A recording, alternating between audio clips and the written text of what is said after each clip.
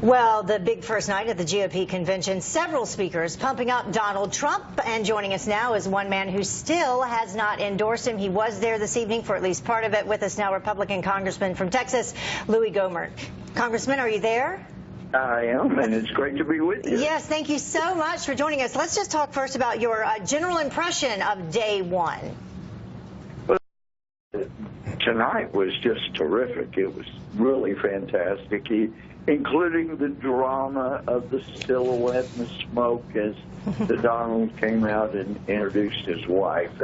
And you were right in your comments earlier. There was a lot of, I don't know, an air of expectation. Is she going to be able to live up with it, to the hype? And I thought she did a good job. But earlier today, there was a riff that just seemed so unnecessary, Heather. You had mentioned it, but on the rule vote, it sounded like there probably were more ayes in support of the rule than noes. But there was a roll call vote requested. Right, apparently, there were a number of states submitted. And let's actually, controversy. Right, yeah. And let's let people at home, I do, before you go on about that, I want to roll this for people at home in case they missed it, because it did happen earlier in the day. This is what happened.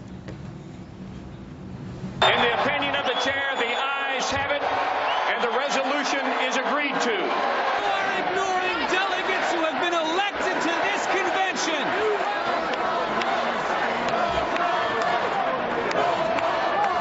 This is not how you unify the Republican Party. All right, so it made for some exciting moments, but not exactly the show of unity that the party wanted starting off the convention. So tell us what was happening there.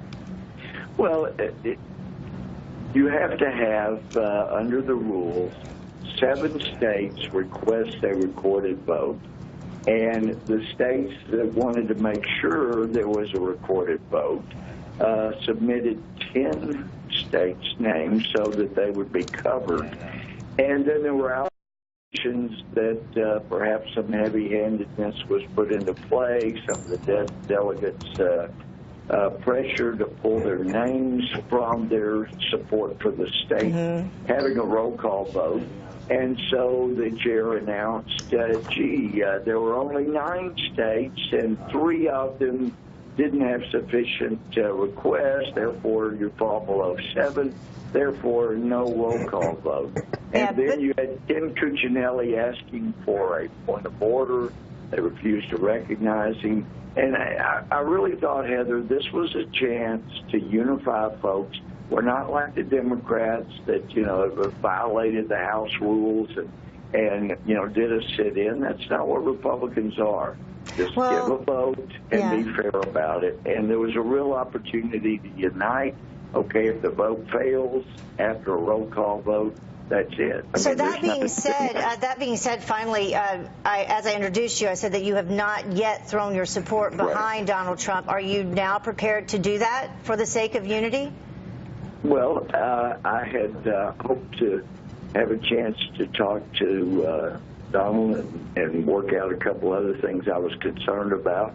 But it was a really big deal to me a couple of weeks ago when Trump met with the Republican members of the House, and I guess it was about 9:45 when I had a chance to step up to the member mic. I mean, it's a small room, 250 in there.